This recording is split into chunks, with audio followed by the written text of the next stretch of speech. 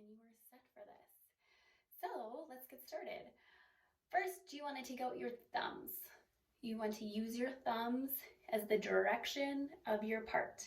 So I like to start at my ear and just work all the way up. So I have the top section of my hair right where I need it. I'm gonna take my brush, keeping my part, but I'm just smoothing this over, and I'm just gonna wanna channel the 80s just a little bit with an off-center pony. I like to wrap my elastic around my hair twice just because I have thick hair and I don't want it to burst, and I do need a bit of wiggle room in order to achieve this look. So we have our pony. We are going to create a window. Hello. And you're going to take your ends and twist them into that window. So it's going to fall like this, but we just want to give it a bit of a pull to tighten it up. So right now, I like this, don't like this as much. So I'm going to take my fingers and just pinch this, pull it. I hold onto my elastic while I'm doing this, just so I can remain liking this side. Okay, so now that I am happy with this, I am going to do my next section. Yet again, I use my thumbs. Ooh.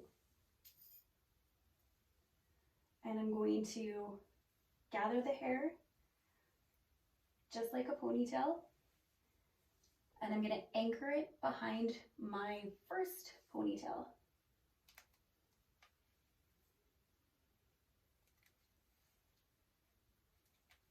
I yet again just go around twice.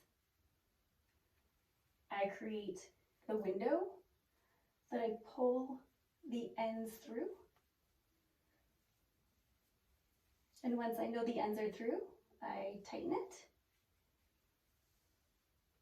Then I grab my third elastic and I drop it down just below my second pony. Now I like to wiggle this down a bit, give it some breathing room so I can create my window and pull the ends through. Now at this point, I'm going to fan my elastics out. Now, the more you fan this out, the more romantic, boho, organic, whatever word you like to use. We just want it pretty. We don't want it structured.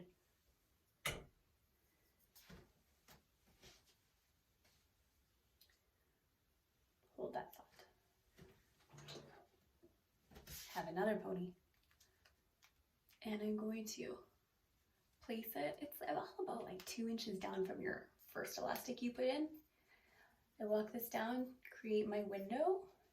Hello. And I slide the ends through. It looks like a circle.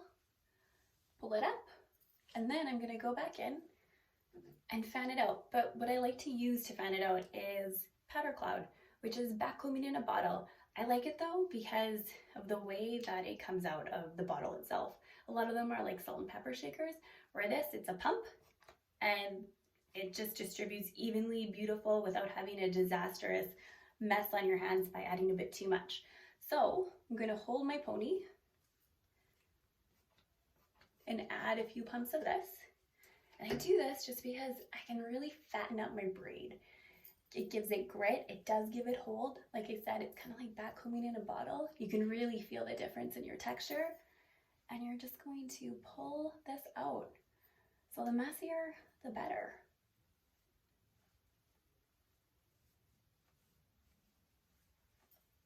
Like to pull the ends. You can do this on straight hair. You can do this on curly hair. If you are a Rapunzel, oh my gosh, girl, you are in luck, because this looks like an Elsa braid if you have super long hair and you just keep going. It is phenomenal. Last, we just check our balance. So we want to look at the top, see if we like it, the proportions. Yet again, we just pinch and pull.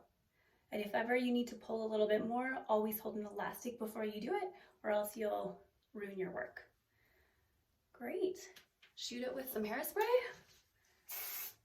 I'm using just actually a flexible hairspray by Kevin Murphy. It's Session Flex.